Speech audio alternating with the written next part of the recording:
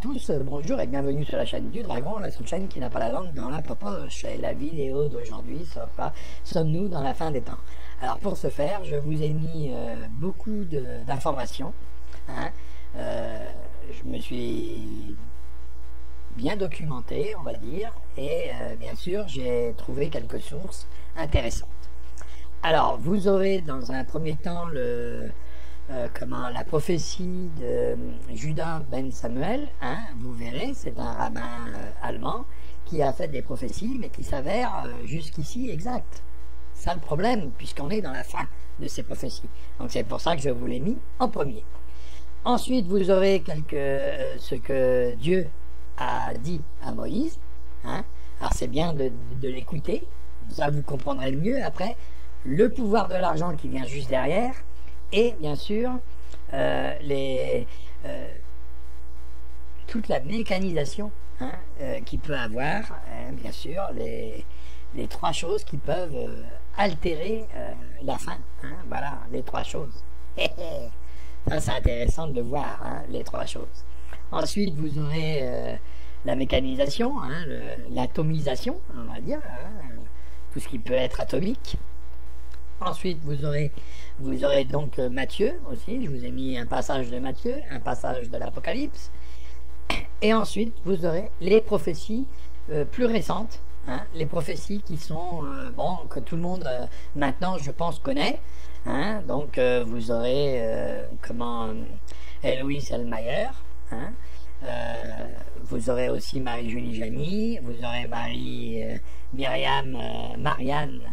de Bethléem, hein, et puis Anne Tagui, hein, l'italienne, voilà, et vous aurez le Père Pio, hein, le Père Pio, hein, ça c'est intéressant aussi, et je vous ai mis en fin de tout ça, hein, en fin de tout ça, vous aurez une lettre que le Père Pio a écrit à son directeur spirituel, hein, on est d'accord, hein, c'est un directeur spirituel, hein, et rien d'autre, qui a été écrit en 1913. Et là, je la trouve intéressante. À vous d'aller jusqu'au bout pour l'écouter. Je trouve qu'elle est très intéressante. Alors, c'est juste un extrait de cette lettre, hein, et vraiment, là, il y a quelque chose qui confirme un petit peu le pouvoir de l'argent et toute la première partie. Ça confirme un petit peu ce que je pensais,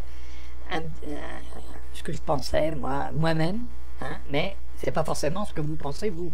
Hein. Attention, hein, j'influence en aucune manière. Voilà. Donc, je pense que je vais vous laisser écouter cette vidéo. Et puis, on va aller allègrement. Et je vous dis une bonne journée à tout le monde et bonne visualisation de cette vidéo. Ensuite, si ça vous plaît, un petit pouce, et si ça vous plaît pas, un pouce en bas, hein, toujours pareil, et abonnez-vous, ça me fait plaisir, et je suis très content de voir que plus ça va, plus il y a des abonnés. Voilà.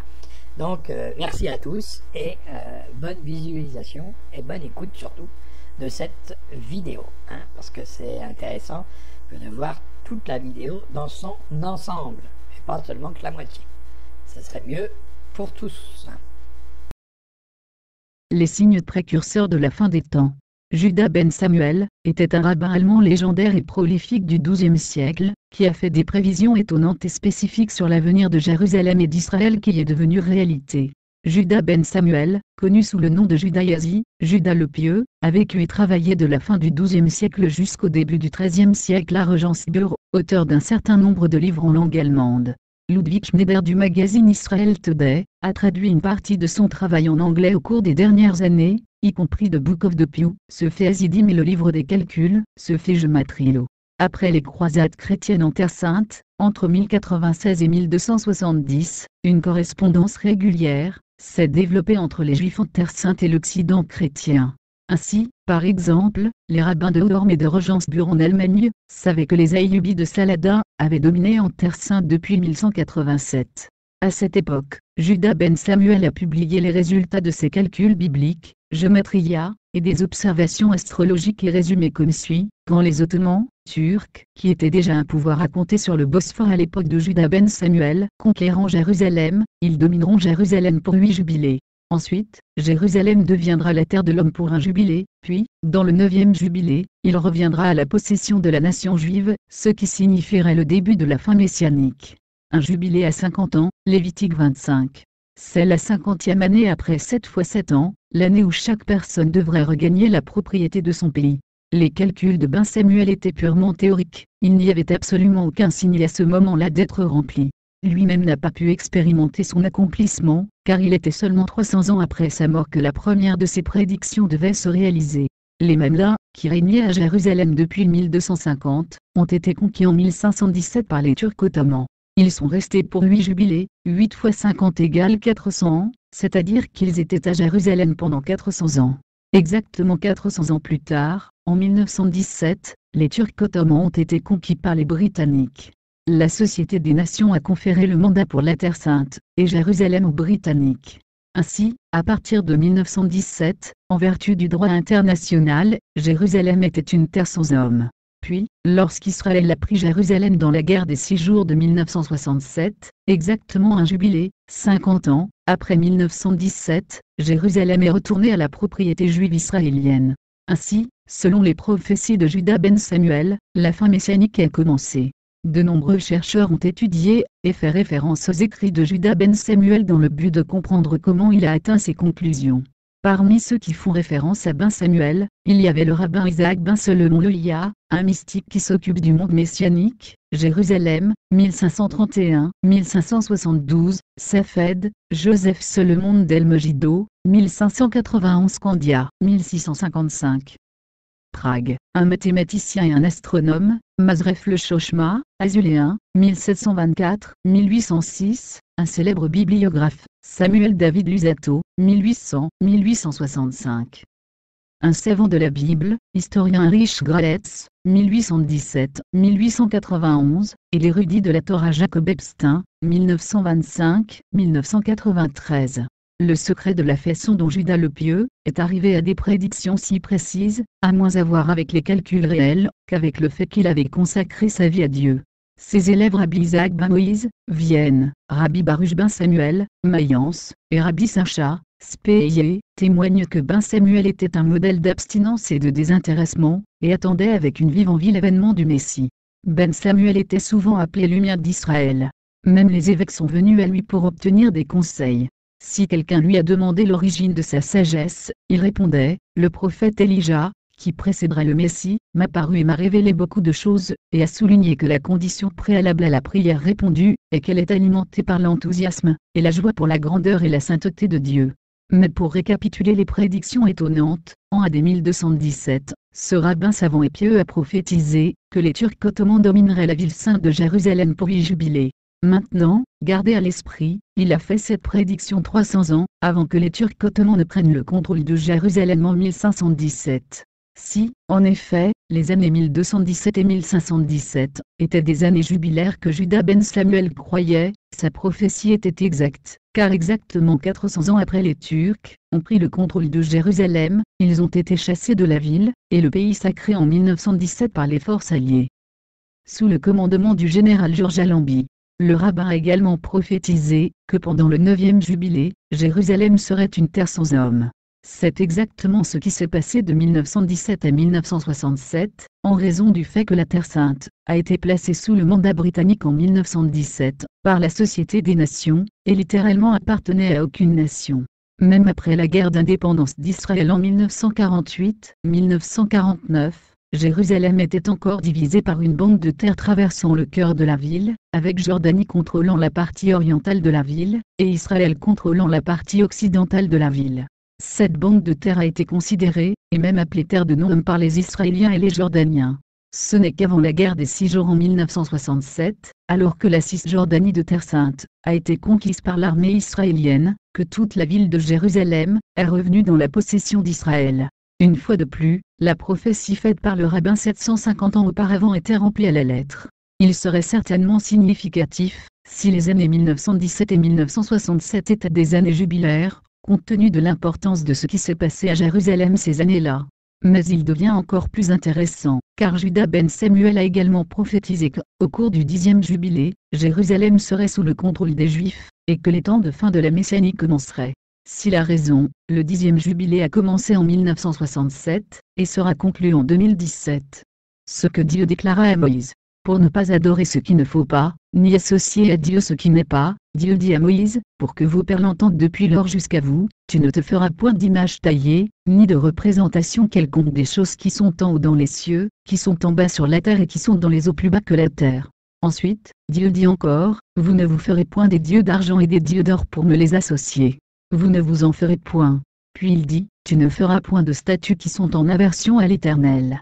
Lorsqu'on a foi en Dieu, on se conforme à sa volonté. Et on ne lui associe point l'or et l'argent, ni on ne fait ce qu'il interdit. C'est pourquoi ceux qui font fi de sa parole deviennent aussi les adorateurs de statues, de figures et d'images devant lesquelles ils se prosternent. Bien que condamnés, les organisateurs de ces sectes prétendent cependant que leurs édifices remplis de ces figures sont la maison de Dieu.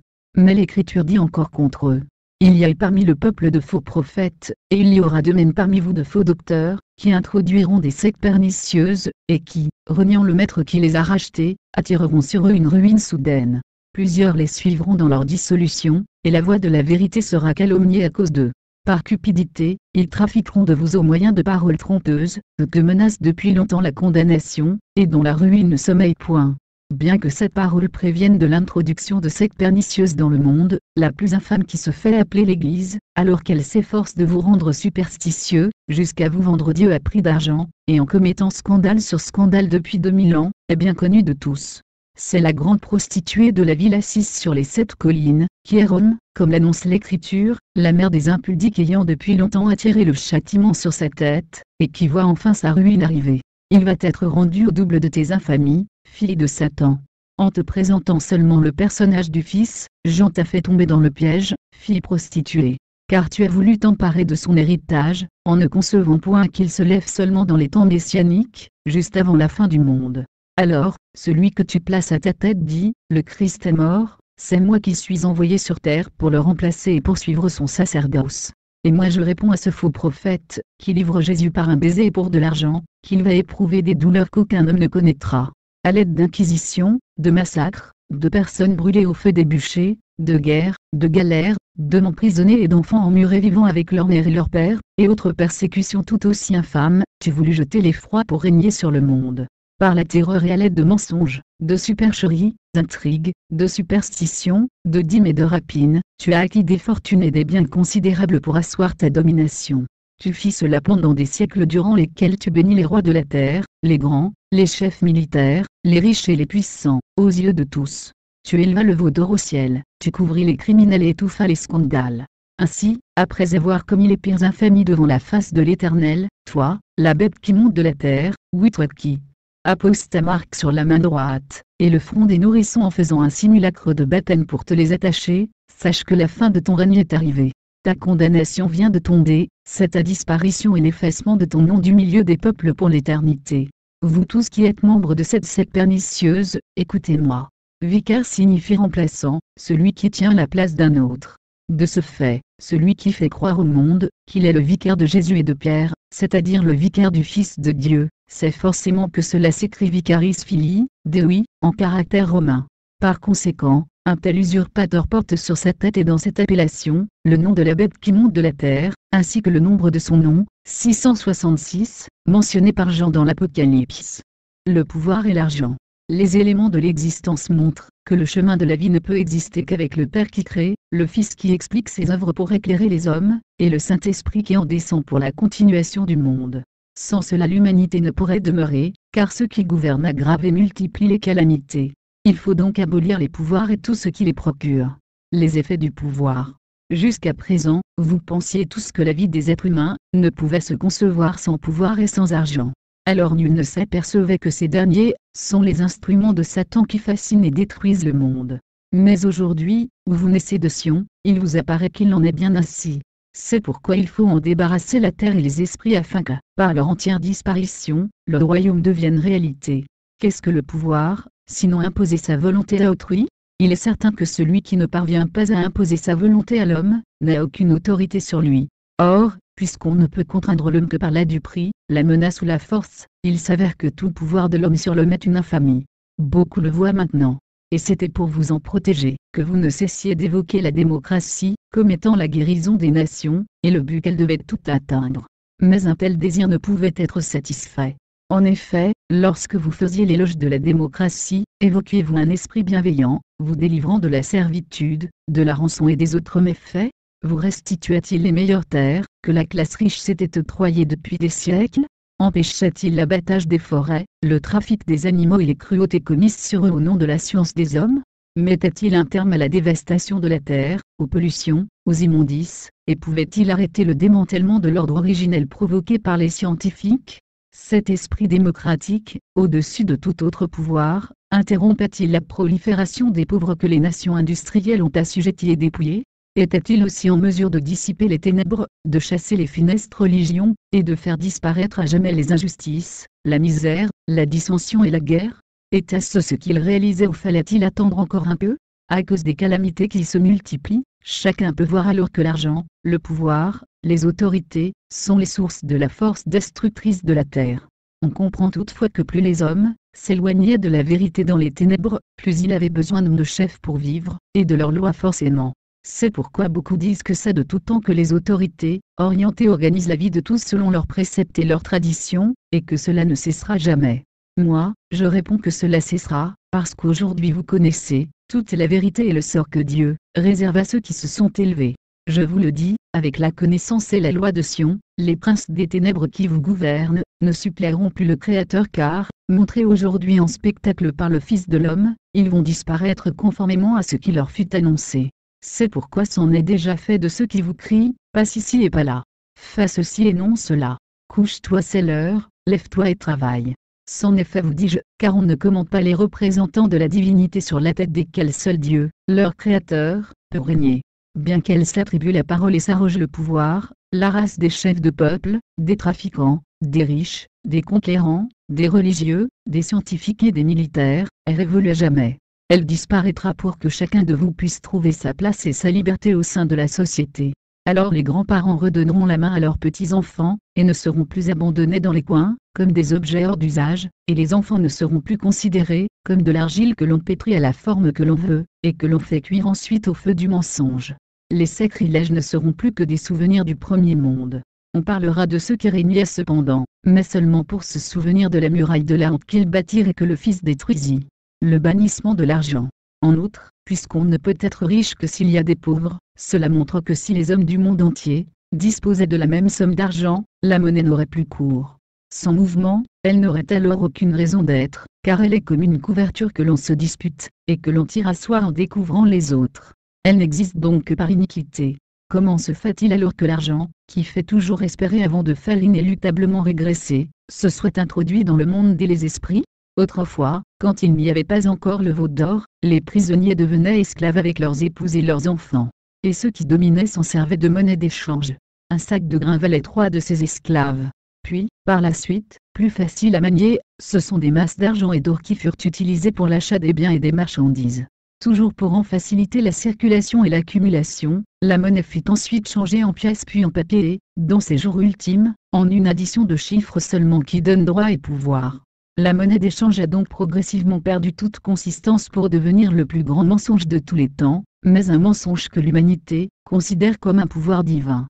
Ce qui est la pire chose pouvant arriver.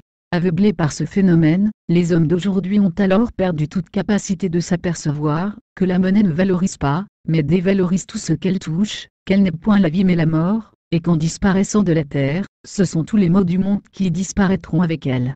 Mais, n'étant sensibles qu'au pouvoir de l'argent, les cupides n'ont pas les oreilles pour entendre Jésus qui dit à ses disciples. En vérité un riche entrera difficilement dans le royaume des cieux. Je vous le dis encore, il est plus facile à un chameau de passer par le trou d'une aiguille qu'à un riche d'entrer dans le royaume de Dieu. Bien que cet avertissement soit sans équivoque, celui qui appauvrit son prochain, prétend toujours que c'est grâce à Dieu qu'il est riche, parce que l'esprit chrétien consiste, croit-il, à s'enrichir pour avoir plus de considération. N'est-ce pas ce que l'on prêche aujourd'hui, dans cette fin des siècles où chacun fait ostentation de ses richesses? Et c'est aussi ce que les chefs religieux préconisent, en n'ayant que l'argent à la bouche, alors que Jésus proclame encore avec force. Malheur à vous, riches, car vous avez votre consolation. Malheur à vous qui êtes rassasiés, car vous aurez faim. Malheur à vous qui riez maintenant, car vous serez dans le deuil et les larmes. Malheur, lorsque tous les hommes diront du bien de vous, car c'est ainsi qu'agissait leur père à l'égard des faux prophètes. L'Antéchrist est aussi celui qui s'oppose à cette parole, lorsqu'il affirme qu'il est bon de s'enrichir, de se rassasier et de vivre dans l'abondance, bien que cela se fasse aux dépens de ceux qui sont dépouillés. Mais, aujourd'hui, pour ne pas éprouver cette parole de Jésus, ils jetteront leur argent par les fenêtres pour s'en démunir, comme l'Écriture en témoigne. Qu'on l'appelle veau d'or, argent et autres, la monnaie fut toujours sanctifiée par les chefs religieux car, sans elle, ils n'auraient pu régner sur les peuples aux côtés des rois ou à leur place. Mais parmi tout ce qui est étranger à la vie, rien ne peut l'être davantage que l'argent, car il n'y en a point entre les légumes qu'un homme, cultive et sa bouche qui les mange. Cependant, à cause de lui, le monde entier n'est plus qu'un immense trafic, un temple rempli de voleurs et de marchands qui vendraient leurs propres enfants pour acquérir de l'argent.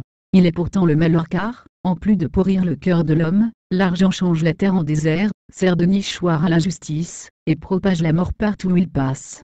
Rien de ce qui périt ou qui souffre ne lui est étranger. Étant l'âme de l'humanité, il ne saurait passer de ce monde corrompu où il domine tout, dans le sanctuaire où il est inconnu des anges. La valeur absolue de toute chose, c'est la vie et non l'argent. Mais puisque cela échappe au plus grand nombre qui inverse la réalité, en donnant à l'argent valeur de vie malgré les destructions qu'il opère, et puisqu'il l'élève au ciel en ne le mettant pas en cause des maux du monde, et de l'irrespect de la personne humaine, alors ce grand nombre périra à cause de lui. Il ne sauvera aucun de ceux qui en sont couverts, ni petit ni grand. Après avoir mis votre cœur dans ce qui vous perd, comme le font ceux qui ne pensent qu'à s'enrichir pour combler leurs déficiences, pourrez-vous encore entendre cette autre parole de l'Écriture, en Joach. À vous maintenant, riches. Pleurez et gémissez, à cause des malheurs qui viendront sur vous. Vos richesses sont pourries, et vos vêtements sont rongés par les teignes. Votre or et votre argent sont rouillés, et leur rouille s'élèvera en témoignage contre vous, et dévorera vos chairs comme un feu. Vous avez amassé des trésors dans les derniers jours. Vous avez vécu sur la terre dans les voluptés et les délices, vous avez rassasié vos cœurs au jour du carnage. Vous avez condamné, vous avez tué le juste, qui ne vous a pas résisté. Et vous, les pauvres, qui lisez la condamnation de ceux qui amassent des trésors dans ces derniers jours, pourquoi enviez-vous leur fortune et leurs biens au point d'en mourir de jalousie? Comme eux, vous n'êtes préoccupés que par l'argent qui amène la fin du monde. Mais puisque le corps de chair passe, et que seule l'âme demeure à des fins de renaissance, pourquoi faut-il que vous ne pensiez qu'à vivre dans les voluptés, et les délices et jamais aux écritures de votre âme, alors que c'est par elles que vous êtes jugés aujourd'hui? Regardez ce qui va arriver maintenant à ceux qui ne pensaient qu'à engraisser le veau d'or et apparaître en prince, ils vont périr, tandis que vous vivrez. Écoutez-moi. Dans le royaume de Dieu, il n'y aura aucune forme de monnaie. Tout sera gratuit d'une extrémité à l'autre de la terre qui est la mère de tous et sur laquelle il n'y a rien à vendre. N'en soyez point affligés, car les monnaies des peuples n'iront pas au-delà des derniers jours de ce monde qui s'achève. Du veau d'or, ce Dieu vénéré par les hommes, c'en est fait pour toujours. Le chemin de la vie sera à jamais débarrassé de sa présence, car il ne permet pas de progresser par élévation, il est au contraire ce qui empêche l'homme de s'éclairer pour devenir ange de Dieu. Il pourrit ses sentiments et le fait progresser dans le sens matériel conduisant à la mécanisation, et l'arsenal de guerre qui amène à la fin. C'est pourquoi il en est fait de lui, et de tous ceux qui le vénèrent. Le rétablissement de la liberté. La connaissance de la vérité dissout tout pouvoir, toute autorité, toute puissance, toute domination, et annule leur raison d'existence. C'est pourquoi, à vous les circoncis de cœur, je vous annonce que vous êtes désormais libres, comme le sont les oiseaux du ciel. Et personne ne pourra plus vous enlever cette liberté que chaque être reçoit à la naissance. Car, contrairement à ce que l'on vous faisait croire, il n'y a pas plusieurs sortes de liberté. Il n'y a que la liberté originelle, qui était celle des hommes des commencements, et que vous retrouverez dans le royaume en pratiquant la loi de la nouvelle alliance. Pour la première fois, oreille humaine entend dire que la liberté est originelle, unique et inconditionnelle. N'en ayez pas peur et ne tremblez pas de frayeur devant elle, car elle ne vous empêchera pas de pourvoir à vos besoins, ni d'avoir un toit, une épouse et de joyeux enfants. Ne soyez donc pas tout frémissant de crainte à la pensée de vivre libre, et de n'être plus esclave de l'argent, et de ceux qui vous imposent leurs lois. Non, ne redoutez pas de faire bientôt tout ce qu'il vous plaira et de ne plus agir comme des instruments commandés à distance car, avec vos semblables, vous saurez toujours faire ce qui vous convient. Alors, je vous le dis, lorsque vous aurez respiré ce nouveau parfum de liberté, vous saurez combien vous étiez esclave dans ce premier monde. Pour vous représenter cette indépendance, il suffit d'imaginer la terre débarrassée de ceux qui dominent. C'est l'Éden retrouvé. Ce sont les nouveaux cieux dont parle Jean dans l'Apocalypse, et où figurent toujours les saisons qui n'auront jamais de fin. Les plantes pousseront toujours et donneront encore leurs fruits, les poules donneront leurs œufs, les moutons leur laine, et aucun d'entre vous ne perdra les gestes de vie. Vous redeviendrez robuste, et la maladie ne vous emportera plus. Croyez cela, même si la fatigue qui vous brise à cause de la servitude, ne vous permet pas encore de le saisir pleinement. Dans l'attente de cette nouvelle terre qui arrive, et pour mieux sonder ce qu'étaient vos pensées et vos agissements, interrogez-vous, lorsque vous réclamiez la liberté, la justice et la paix des peuples, est-ce la liberté originelle, la justice du ciel, et un monde sans pouvoir, sans argent, et sans armes que vous réclamiez à grands cris? Il n'en est rien. Car nul ne pouvait exclure de ses pensées l'existence même de l'argent, ni le fait que quelques-uns disposent à leur guise de la vie de tous. Vous faisiez confiance à l'homme. Si toutefois vous persistez dans cette voie, faites-lui donc confiance jusqu'à la fin. Après quoi vous changerez d'avis, si toutefois il vous est permis de faire partie des rescapés avec de telles pensées. La paix et la liberté ne se recherchent ni ne s'acquièrent, parce qu'elles sont ensemble l'air quotidien, que l'on respire quand il n'y a plus ceux qui détiennent argent et pouvoir. C'est donc ces derniers qu'il faut ôter du monde. Or, ce que l'on entend aujourd'hui est effrayant, parce que ceux qui crient « la paix, la paix, la paix », sont aussi ceux qui pratiquent constamment ce qui l'empêche de s'asseoir. Et ceux qui veulent sauvegarder la terre, en faisant toutefois l'apologie des lois, des pouvoirs, de l'argent, du profit et des gigantesques travaux qui défigurent les pays, font de même. Pourront-ils alors saisir que, pour subsister, les hommes doivent changer leur conception de l'existence, et vivre avec la seule loi du Saint-Esprit? Comprendront-ils que seul Dieu doit régner sur l'homme qu'il a créé? La paix ne se recherche pas davantage par les armes, parce qu'elle émane de chaque homme affranchi par la vérité, et délivré à jamais des puissances du mal. La paix appartient d'abord à tout homme libre. Puis elle s'étend à sa tribu formée d'hommes libres, puis à son peuple composé de tribus libres, puis à l'ensemble des peuples libres du monde entier. D'aucune façon la paix ne se conçoit inversement. Et celle que l'on suppose exister aujourd'hui entre les nations associées dans un même règne ne peut libérer les hommes, parce qu'il ne s'agit nullement de paix, mais seulement de temps de préparation de guerre. Je vous le dis encore, tant que ce sont des hypocrites et des fanatiques, qui règnent sur les peuples et le monde à la place de Dieu, la fraternité entre les hommes, ne peut nullement devenir réalité. Il est également manifeste que la paix, ne s'obtient ni ne se maintient par la force, le mensonge, la domination, l'occupation ou la menace de répression. Non, la paix ne marche qu'avec la liberté originelle de toutes les créatures qui, étant libres, ne peuvent nullement être en conflit. C'est pourquoi, il est à la portée de tous de savoir, que pour être libre et en paix, il ne faut ni pouvoir ni argent sur la terre, car ces choses sont le prétexte de l'exploitation de l'homme par l'homme, son frère. Si vous l'admettez, il vous apparaît alors que l'homme ne triomphera pas par la force, car il n'existe d'autre sorte de paix que celle qui est associée à la liberté originelle, que l'on retrouve aujourd'hui avec la connaissance de la vérité. Je vous ai déjà dit que vous ne pouvez pas être un peu libre car, ou vous l'êtes entièrement ou vous ne l'êtes pas du tout. Or, avec seulement une pièce de monnaie sur vous, à laquelle vous donnez valeur de vie, vous ne l'êtes plus. Comment serait-il alors possible que vous soyez libres avec des lois d'hommes, qui sont faites pour que vous ne le soyez pas? Expliquez-moi comment des lois, qui sortent de bruit peuvent vous libérer et vous maintenir en paix? La paix n'appartient qu'à l'homme libre. Et la liberté consiste à faire ce qui plaît, en toutes circonstances, et sans gêner qui que ce soit. Parce qu'il ne peut en être autrement, c'est aussi la raison d'être de l'enseignement du Fils de l'homme, et des règles morales que tous les anges pratiquent. C'est pourquoi les visions de vos pasteurs sont vaines, leurs oracles sont menteurs. Ils n'effectueront point le passage. Bien que ce soit toute l'écriture qui annonce la venue de celui qui apportera la délivrance et étendra de nouveaux cieux, cela est également exprimé par cette seule parole. Bientôt celui qui est courbé sous les fers sera délivré, il ne mourra pas dans la fosse, et son pain ne lui manquera pas. Je suis l'Éternel ton Dieu, qui soulève la mer et fait mugir ses flots. L'Éternel des armées est son nom. Je mets mes paroles dans ta bouche, et je te couvre de l'ombre de ma main, pour étendre de nouveaux cieux et fonder une nouvelle terre, et pour dire à Sion, tu es mon peuple. Dieu me confie le soin de me poser les fondations de son royaume et de vous dire, à vous qui naissez de la montagne de l'Éternel, Sion, que vous êtes le peuple élu pour le royaume et la vie. Et je vous délivre, vous qui êtes courbés sous les fers, et esclaves de vos propres doctrines. Vous êtes ceux auxquels le Père a jugé bon de remettre son royaume, car vous seuls serez rescapés. Et ceux qui ne croiront pas à cette parole périront lamentablement, parce qu'ils ne voudront pas reconnaître que le Fils de l'homme apporte la délivrance, et qu'il est temps de nouveaux cieux sur cette terre qui va changer sa face. Mais pour vous qui croyez, l'aurore se lèvera dans vos cœurs. Après quoi, tout redeviendra beau. 3 choses conduisent invariablement à la fin: la transgression de la loi, qui a pour effet de faire perdre le respect de tout ce qui existe, le commerce qui est la course au profit, et la guerre qui est la recherche de la suprématie. Ce sont là les causes de la mécanisation du monde, qui ne pouvaient qu'amplifier le désastre. Mais cette croissance n'est pas ce qui vous fait reculer ni remettre en cause vos propres convictions, parce que je vous vois rempli d'inquiétude, lorsqu'elle n'est pas suffisamment importante. Même la grande quantité de blessés et de morts quotidiennes ne font frémir personne. Pourtant les bêtes sont écrasées en très grand nombre, les gens sont surmenés, meurtris, mutilés, angoissés, tourmentés, souvent dépressifs et désespérés, le climat est détérioré, tout ce qui est naturel s'en va, et laisse la place aux maladies virulentes, qui commettent des ravages parmi les populations. Mais personne ne s'élève pour combattre ces abominations parce que, tous, vous les admettez. La mécanisation a aussi pour effet de disloquer les familles, et de faire croître les villes démesurément. Aussi, comment des hommes, qui ont perdu toute dignité et tout bon sens, pourraient-ils voir que les villes qui se développent, comme des tumeurs en rongeant les parties voisines, sont la principale maladie de la terre?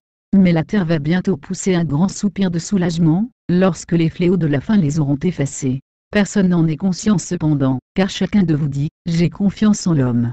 Il saura redresser la situation. Il est cependant aisé de voir que la doctrine de l'homme, argent, pouvoir, profit est une doctrine de mort. Car cela s'entend aussi par rentabilité, qui fait perdre le sens de l'existence, ainsi que par défense des intérêts, qui amène invariablement la guerre sous toutes ses formes. C'est pourquoi ce monde de course est un monde de folie qui laisse derrière lui une quantité considérable d'enfants qui ne peuvent pas suivre, ainsi que beaucoup de gens essoufflés, qui s'ajoutent au grand nombre d'exclus qui se meurent sur les cailloux.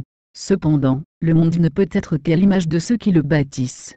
Et qui sont ceux qui le bâtirent, si ce n'est les rois, les religieux, les riches, les trafiquants, les conquérants, les scientifiques et les militaires? Que peut être un monde bâti par de tels individus? C'est un monde corrompu, un monde de guerre, de domination, d'injustice, de destruction, de sang, de douleur et de désespoir. Car, animés par leur vanité insatiable, les hommes élevés fertilisent le mensonge qui enfante la détresse. Je te place devant tes sacrilèges, l'homme insensible, parce qu'en t'appuyant sur ce qui te dirige et te frappe, tu ne les vois pas. T'apparaît-il seulement qu'en ne pouvant nullement saisir l'univers et la vie qu'il renferme, les scientifiques sont grandement agacés par leur ignorance? Alors ils dénaturent sciemment les plantes et les êtres vivants, créent les moyens de l'extermination du plus grand nombre, détruisent les conditions de vie naturelles, contaminent les sites et les êtres, bouleversent la terre, élaborent des machines à tuer, et martèlent leurs mensonges pour les introduire dans l'esprit de tous. À la suite de cela, ils font aisément croire que les hommes existent par hasard et que la vie est un scandale, parce qu'ils ne peuvent s'empêcher d'être eux-mêmes scandaleux. Pensant néanmoins être d'une espèce supérieure, ces fils de Satan n'ont pas compté avec la venue soudaine de celui que l'Écriture annonce, de celui qui va être leur effroi. Leur surprise sera grande. Toi, l'homme de la fin des siècles, ne cherche plus ta gloire, elle est devant toi, éclatante, il s'agit de la destruction de la terre et de ses habitants. Et parce que tu n'as pas voulu écouter les avertissements qui te furent donnés par l'Écriture tu vas périr. Vers qui alors vas-tu te tourner? Vers tes prêtres, ce sont des morts qui enterrent les morts. Vers tes savants, ce sont des prétentieux qui conduisent le monde au désastre. Vers tes dirigeants, ce sont des fourbes, rusés et vaniteux, qui ne pensent qu'à être idolâtrés. Qui te reste-t-il alors vers qui te tourner pour rester vivant? Il ne te reste que le Fils de l'homme. Alors écoute-moi, car dans le royaume où j'emmène ceux qui ont encore des yeux pour voir, et des oreilles pour entendre, il n'y aura plus de développement insensé des œuvres matérielles, ni la transgression de la loi qui rend l'homme indigne de vivre sur la terre, ce joyau du ciel que Dieu a créé. Bien qu'affaibli par ceux qui vous dirigent, vous pouvez néanmoins saisir que Dieu n'a point créé une terre magnifique, et des hommes sur cette terre pour que des machines jettent les hommes par-dessus bord, ainsi que les animaux, les forêts, les plantes et tout ce qui fait la joie de vivre. Il va donc falloir changer vos conceptions de la vie et du monde, et établir de nouveaux rapports avec le Très-Haut. Pour l'instant, pensez à Noé et au monde dans lequel il vit. Alors vous saurez ce qui arrive et entendrez tout ce que je dis. À toute cette mécanisation destructrice, s'ajoute la course effrénée aux soins et aux profits, qui font proliférer les hommes au détriment de toute la création. Alors ceux qui sont encore un peu lucides aujourd'hui, les hommes prolifèrent, il en arrive de partout. Avec nos machines, pourrons-nous y faire face? Car nous voyons que, plus il arrive d'hommes, moins il n'en faut pour produire ce dont nous avons besoin. Qu'allons-nous faire maintenant de tous ces gens en trop, qu'il faut exclure de nos sociétés, et qui se retrouvent sur les cailloux? Ceux qui ont encore un toit et un salaire, vont-ils continuer de les assister pendant des siècles, Ou finiront-ils par les jeter dans des puits abandonnés? Nous allons au désastre. Finissent-ils par dire, sans croire toutefois qu'il arrivera, car, ajoute-t-il, nous avons confiance en l'homme, il se sortira de là. Assurément l'homme, tu vas te sortir de là, mais seulement comme je te le dis, moi. Ne vois-tu pas que le règne du fer et du veau d'or c'est la fin du règne de l'homme, comme Daniel, le prophète, t'en avait averti? N'es-tu pas angoissé devant toute cette mécanisation qui défigure la terre, qui produit 100 fois plus que nécessaire, et qui souille, brise et jette par-dessus bord tout ce qui respire? Pourtant, je vois que même ceux qui règnent à la tête des nations, se mettent en alarme aujourd'hui, car après avoir crié à la multitude, produisons, produisons, peu importe ce que nous produisons, pourvu que cela nous permette d'engraisser notre veau d'or, notre grand Dieu qui nous fait vivre. Ils crient maintenant, mangez, mangez, consommez, consommez, sinon il n'y aura plus de travail pour nos machines et ceux qui les conduisent, et nous irons au désastre. Et voici qu'après avoir produit sans discernement et sans retenue, les hommes des pays industrialisés mangent et consomment jusqu'à épuisement, prennent et jettent en s'ensevelissant sous leurs déchets. C'est la désolation. Ce jour atomique est capable de dévaster en un instant le monde entier. C'est ainsi que les guerres devinrent toujours plus fortes, plus larges, plus meurtrières, en augmentant chaque fois les capacités destructrices des armes, qui devint celle de la fin du monde. Et c'est cette course à l'armement qui suscita la mécanisation qui fait tout périr. Mais c'est seulement maintenant que vous vous apercevez, que la mise en œuvre des matières premières, nécessaires aux grandes industries et à la force nucléaire, laisse derrière elle des montagnes de déchets toxiques, et contaminés dont il faudra plusieurs siècles et millénaires pour qu'ils soient éliminés. Dans cette attente, le monde en souffrira jusqu'à la mort. Il y a la terre et, sur son sol, les hommes qu'elle a enfantés. Et entre la terre et les hommes, ces derniers ont placé désormais des machines de fer, qui les aliènent et se substituent à eux. Mais pourquoi en est-il ainsi? Parce que sans la connaissance l'homme est ténèbre, et tant qu'il est ténèbre il est insensé. C'est pourquoi les hommes dirent, faisons des machines pour remplacer nos gestes, et nous nous reposerons. Alors ils se firent des machines pour remplacer leurs gestes et la force du bétail, que Dieu a créé pour les servir. C'est ainsi que l'on vit apparaître les premières machines pour gratter et pour creuser la terre, pour transporter la terre et les minéraux qu'on en extrait, et des machines pour travailler le fer et le bois. Après quoi les hommes firent des machines pour labourer, semer, moissonner, et celles pour passer le grain, l'ensacher et le moudre. Alors on les entendit dire aux chevaux, dehors. Nous n'avons plus besoin de vous. Et les hommes abattirent les chevaux que Dieu leur avait donnés. Ils étaient fort contents de leur choix, et dirent cette fois, maintenant faisons des machines qui remplaceront le monde entier. On vit alors arriver des machines pour remplacer les gestes que l'on fait dans la maison, d'autres pour former à grande vitesse des produits manufacturés, d'autres encore pour bâtir et pour démolir, d'autres pour compter, écrire, et des plus grands pour aller et venir sur la terre, sur l'eau, sous l'eau, dans les airs et dans l'espace, d'autres pour abattre les forêts et broyer les arbres, d'autres pour aplanir les collines, pour percer les montagnes, et pour ouvrir des routes et autres voies ferrées toujours insuffisantes dans les campagnes, et au milieu des terres cultivées. Puis vinrent celles qui produisent elles-mêmes des machines, des petites et des grandes, d'autres pour les réparer, les entretenir et les remettre en circulation, et aussi celles pour les transporter d'un pays à l'autre autour de la terre.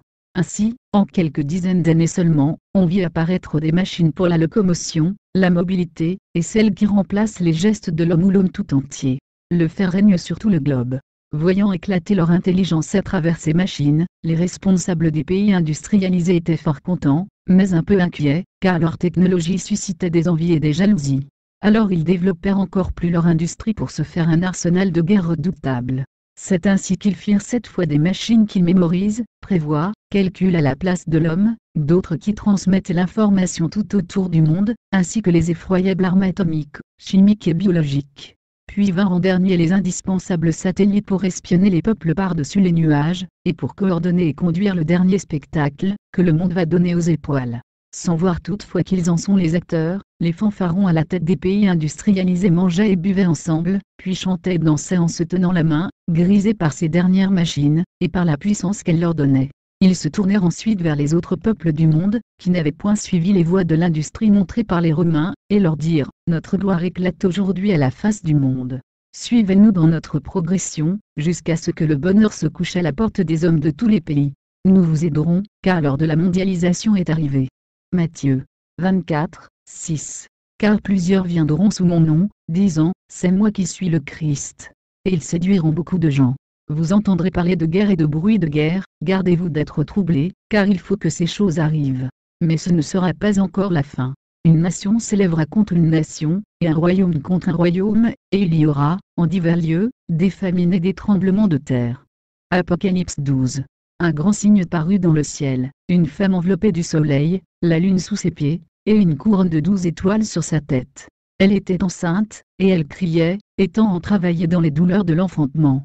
Un autre signe parut encore dans le ciel, et voici, c'était un grand dragon rouge, ayant 7 têtes et 10 cornes, et sur ses têtes 7 diadèmes. Sa queue entraînait le tiers des étoiles du ciel, et les jetait sur la terre.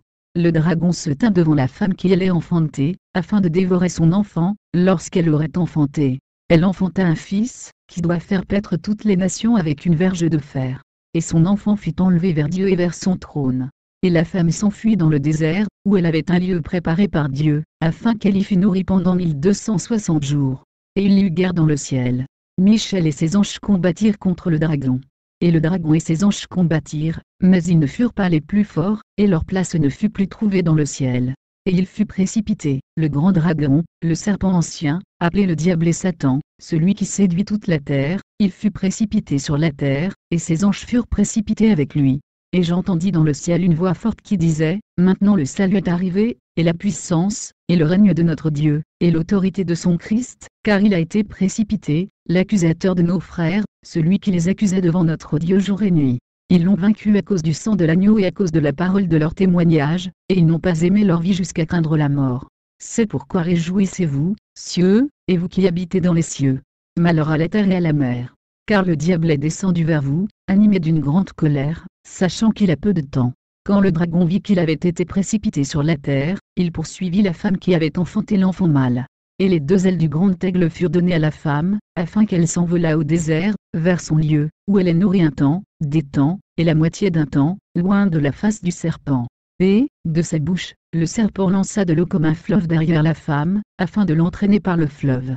Et la terre secourut la femme, et la terre ouvrit sa bouche et engloutit le fleuve que le dragon avait lancé de sa bouche. Et le dragon fut irrité contre la femme, et il s'en alla faire la guerre au reste de sa postérité, à ceux qui gardent les commandements de Dieu, et qui ont le témoignage de Jésus. À Loyermé, un jour pendant la guerre tout devient sombre.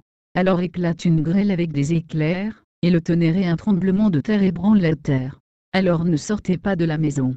Les lumières s'éteignent sauf celles des chandelles, cierges consacrés, le courant électrique est coupé. Qui respire la poudre attrapera une crampe et meurt. Gardez les fenêtres fermées, colmatez-les avec du papier noir. Toute l'eau courante est empoisonnée, et tous les aliments qui ne sont pas, dans des boîtes hermétiquement fermées. Même les aliments en bocaux ne peuvent pas être consommés, ces emballages ne tiennent pas. Ne buvez pas de lait. Achetez quelques boîtes de conserve de riz ou de légumineux. Le pain et la farine se conservent, l'humide moisit, comme la viande sauf si elle est dans une boîte de conserve en zinc. Dehors c'est la poussière mortelle. Il meurt beaucoup de gens.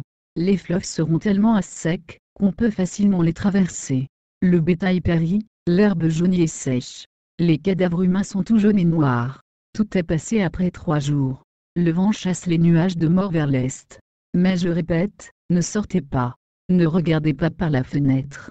Laissez brûler les cierges consacrés et priez. Ces jours il mourra plus de gens que dans les 2 guerres mondiales. 28 janvier 1950, gardez vos fenêtres fermées. Ne regardez pas dehors. Allumez une bougie bénie, qui suffira pour plusieurs jours. Priez le chapelet. Lisez des livres spirituels. Pratiquez la communion spirituelle, faites des actes d'amour, qui me sont si agréables. Priez avec les bras au sol, afin que beaucoup d'âmes soient sauvées. Ne sortez pas de la maison. Vous prévoirez suffisamment de nourriture. Les pouvoirs de la nature doivent être déplacés, et une pluie de feu fera trembler de peur. Ayez du courage. Je suis au milieu de vous. Padre Pio. 7 février 1950, prenez soin des animaux au cours de ces journées. Je suis le Créateur et veille sur les animaux ainsi que l'homme. Je vais vous donner quelques signes d'avance, pour que vous puissiez leur prévoir plus de nourriture. Je protégerai la maison des élus ainsi que leurs animaux, car ils auront besoin de subsistance par la suite. Que personne ne traverse la cour, même pour nourrir les animaux, sous peine de périr. Fermez soigneusement les fenêtres. Mes élus ne doivent pas regarder ma colère. Ayez confiance en moi, et je vous protégerai. Votre confiance m'oblige à vous venir en aide. Mais 1950, un grand châtiment se prépare, ce sera effroyable comme jamais depuis la création du monde. L'heure de ma venue est proche, mais je manifesterai ma miséricorde. Votre époque sera témoin d'un châtiment terrible. Mes anges, exécuteurs de ce travail sont prêts. Ils auront la charge spirituelle d'anéantir tous ceux qui se moquent de moi. Des ouragans de feu tomberont des nuages, et s'étendront à la terre entière. Des orages, des tempêtes, du tonnerre et des pluies ininterrompues, des tremblements de terre couvriront la terre entière pendant 3 jours et 3 nuits. Une pluie ininterrompue surviendra alors, elle commencera par une nuit très froide. Tout ceci pour prouver que Dieu est le maître de sa création. Ceux qui espèrent et croient en mes paroles n'auront rien à redouter, ni ceux qui répandent mon message, car je ne les abandonnerai pas. Aucun mal n'arrivera à ceux qui seront en état de grâce, et chercheront la protection de ma mère. Pour vous préparer à cette épreuve, je vous donnerai des signes et des instructions. La nuit sera très froide, le vent surgira après un certain temps, le tonnerre se fera entendre. Fermez toutes les portes et les fenêtres. Ne parlez à personne de l'extérieur. Agenouillez-vous devant votre crucifix, regrettez vos péchés. Priez ma mère pour obtenir sa protection. Ne regardez pas dehors pendant le tremblement de terre, parce que le courroux de Dieu est saint. La vue des effets de sa colère, vous ne la supporteriez pas. Ceux qui négligeront cet avertissement seront abandonnés et instantanément tués de frayeur par la colère divine. Le vent emportera des gaz empoisonnés, qui se répandront par toute la terre. Ceux qui souffriront innocemment seront martyrs et entreront dans mon royaume. Satan triomphera, mais après 3 nuits, le tremblement de terre et le feu cesseront, et le jour suivant, le soleil brillera de nouveau. Après ces châtiments, les anges descendront du ciel et répandront l'esprit de paix sur la terre. Un sentiment de gratitude incommensurable prendra possession de tous ceux qui survivront à cette terrible épreuve. Bientôt, une terrible catastrophe viendra sur l'ensemble du monde, comme jamais personne n'a vu, un terrible châtiment jamais connu. Cette catastrophe viendra sur la terre comme un éclair de foudre. En un seul instant, la lumière du soleil du matin sera remplacée par les ténèbres. Nul ne pourra quitter la maison, ou regarder par la fenêtre à partir de ce moment. Je viendrai au milieu du tonnerre et des éclairs. L'obscurité totale dans laquelle l'ensemble de la terre sera enveloppée causera une grande confusion, et beaucoup mourront de peur et de désespoir. Ceux qui doivent se battre pour ma cause recevront la grâce de mon divin cœur, et le cri, qui est comme Dieu, leur servira de protection. Toutefois, nombreux sont ceux qui brûleront dans les champs, flétris comme l'herbe.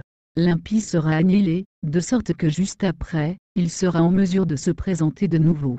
Ce jour, dès que l'obscurité sera totale, nul ne devra quitter la maison, ou regarder par la fenêtre.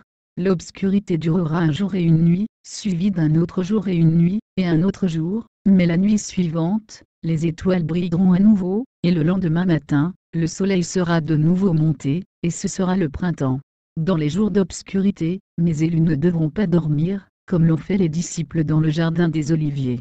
Ils devront prier sans cesse, et ils ne devront pas craindre. Je vais rassembler mes élus.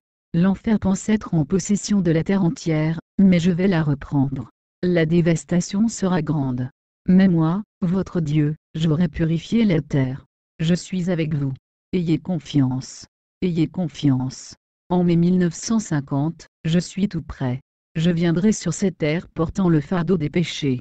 La terre tremblera violemment, des masses de nuages s'enflammeront, et un feu descendra du ciel. Des éclairs réduiront en cendres tout ce qui est corrompu, l'air sera imprégné de gaz, et lourd d'une fumée suffocante, que des vents violents répandront partout. Les hauts bâtiments, construits par l'homme avec son esprit orgueilleux, seront détruits. Alors l'humanité verra que sur elle plane une volonté si puissante que tous les projets insensés, de vaine gloire, seront réduits en cendres. Un ange destructeur anéantira définitivement les forces imprégnées de sophisme et de blasphème, qui se sont opposées à l'évangile du Christ.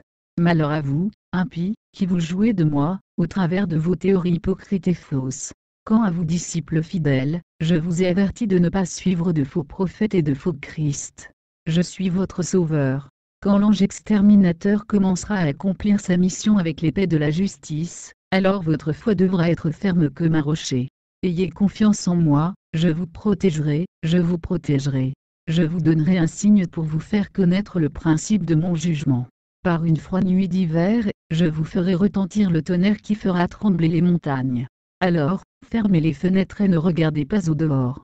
Ne profanez pas vos yeux en jetant votre regard sur ces événements terribles, parce que 3 fois sainte est la justice de Dieu, qui purifiera la terre à travers vous, mon troupeau fidèle.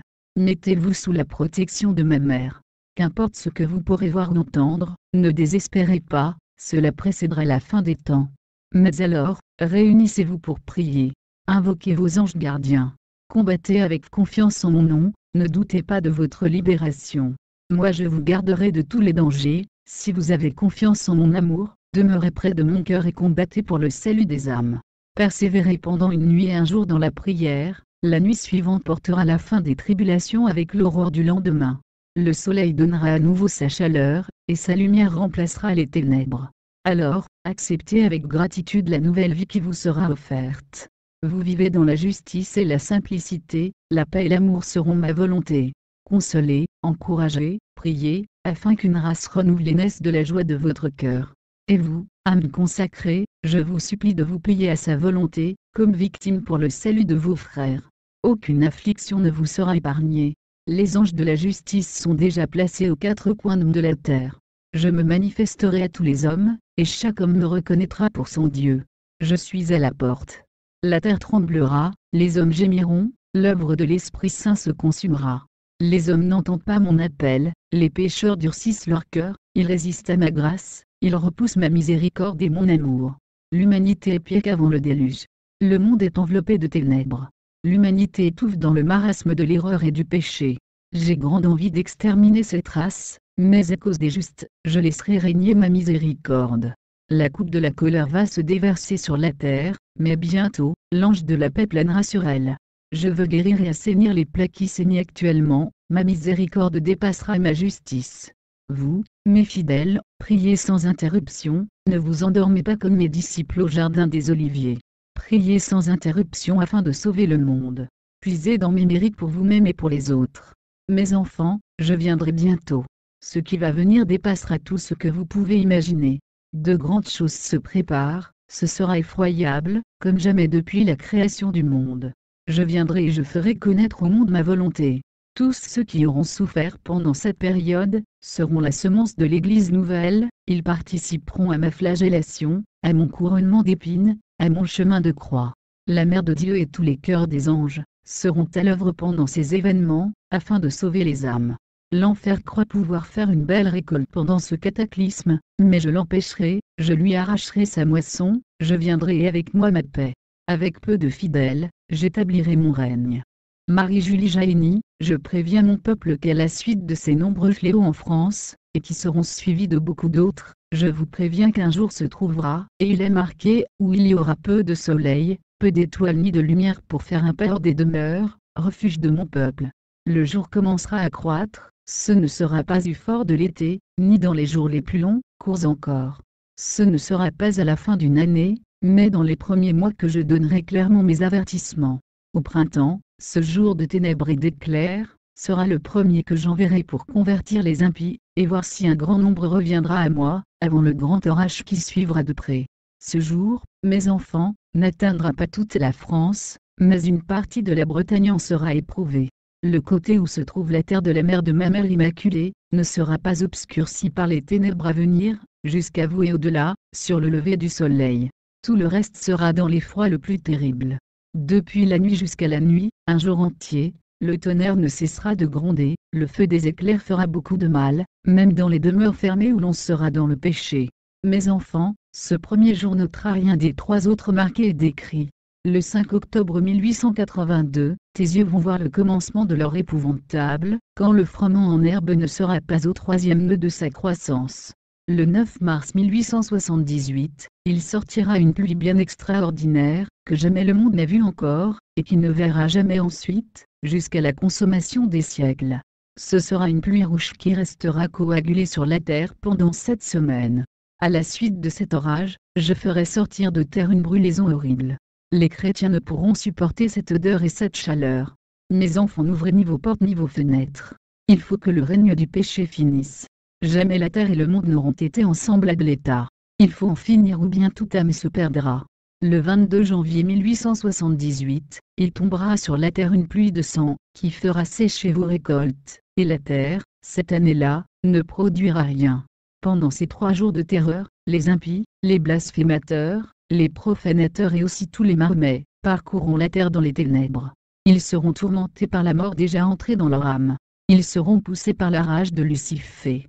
Ils courront de toutes leurs forces, comme des monstres, en poussant des hurlements épouvantables. Vous aurez soin, mes enfants, de fermer vos yeux et vos oreilles à vos bruits maudits. Ce sera Satan et sa rage, ce sera l'orage de sa fureur, ce sera aussi son dernier effort. Au moment où mon peuple n'aura plus qu'à s'armer de foi et d'espérance, encore à la saison dure, pendant 4 heures, de midi à 4 heures en France, en des jours durs encore, le soleil aura comme un voilement de deuil. Il sera obscurci, sans lumière. Jamais personne sur la terre ne pourra croire aux noirceurs de ces ténèbres. La terre n'aura plus rien, famine. L'œil sera voilé, sans qu'il puisse apercevoir le moindre objet. Mon peuple, ce sera le commencement des châtiments de ma justice, et donc la fin de l'ère de miséricorde. C'est le soleil qui annoncera ses douleurs, le ciel qui pleurera, sans pouvoir se consoler, parce que ce sera l'entrée du temps où les âmes se perdront, l'entrée en un mot, de l'épouvantable malheur.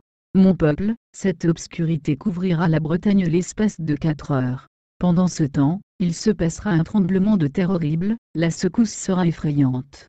Sous sa force, les chrétiens, qui se trouveront à parcourir la terre et les chemins, s'ébranleront, tomberont jusqu'à terre et pousseront des lamentations déchirantes. Ce tremblement commencera à 3 heures, c'est le chiffre, et durera jusqu'à 7 heures de la soirée. Les chiffres sont bien marqués. Sous cette manifestation de la puissance du Seigneur, la loi des vainqueurs est ralentie par le frémissement de la terre. Au bout de ces 9 années, jour pour jour, le Fils de Dieu Phaïum sera adoré par son peuple, qui le verra, de ses yeux mortels, dans sa grande majesté. Voilà ce que j'ai vu dans le soleil, vu aussi bien que l'on voit le soleil de la terre dans le firmament. Ces nuages noirs, pleins de terreur, que je vois dans le soleil, assombrissent toute la terre.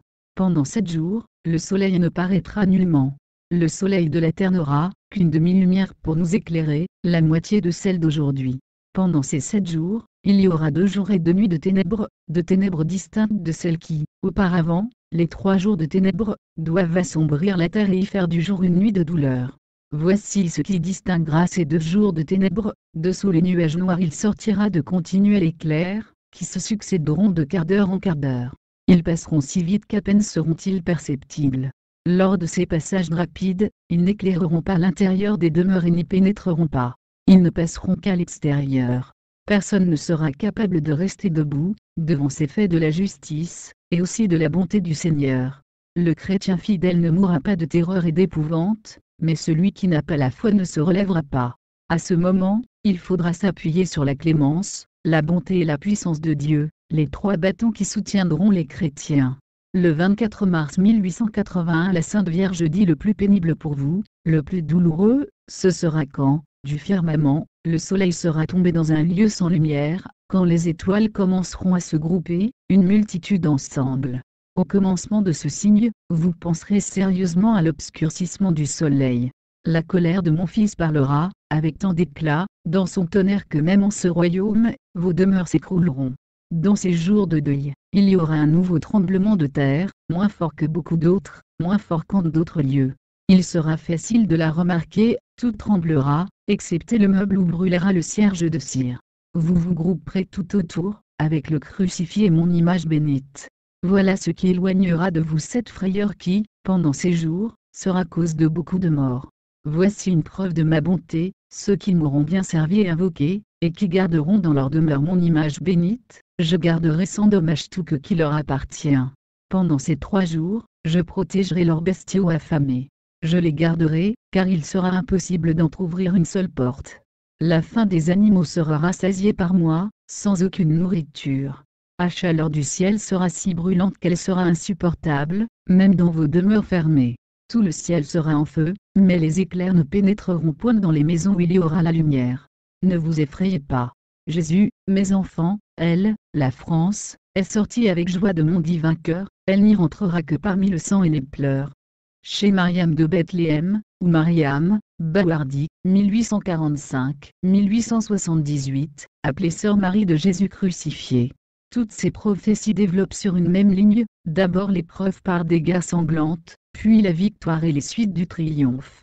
Elle fut le témoin de guerres épouvantables, qui bouleversaient tous les États, et elle disait que lorsque les guerres seraient terminées et après les 3 jours de ténèbres pestilentielles durant lesquels les hommes à donner au vice mourront, de sorte qu'il ne restera debout que le quart des hommes, les autres ayant péri dans la lutte. Petits agneaux, n'ayez pas peur de Dieu. Il va frapper la terre, il y aura des tremblements de terre, ne craignez rien, recourez à Dieu seul, restez en lui, confiez-vous en lui et ne craignez rien, sa miséricorde est immense. Il voudra la répandre sur les hommes, mais la justice bouche la miséricorde. Le 4 juillet 1875, consolez-vous, viendra un temps à venir, c'est loin d'ici, où la France deviendra reine. Mais avant, il faut qu'elle subisse beaucoup d'humiliations, plus encore qu'elle n'en a jamais eu. Après le Seigneur triomphera et sera à la tête du royaume. Viendra un temps, qui paraît loin, très loin aux yeux de l'homme, mais aux yeux de Dieu ce n'est pas loin, où la France sera reine aussi. Elle gouvernera la Syrie. Toutes les nations seront secouées par la guerre et la révolution.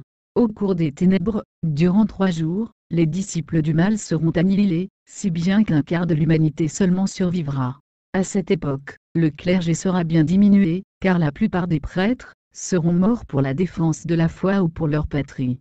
Heureux l'homme qui persévère malgré tout. Et malheur à celui qui faiblit au premier obstacle. Petit troupeau, ne craignez rien, soyez petits. Ne craignez ni le tonnerre, ni la pluie, ni les montagnes, rien ne pourra toucher aux élus du Seigneur. Marchez sous terre.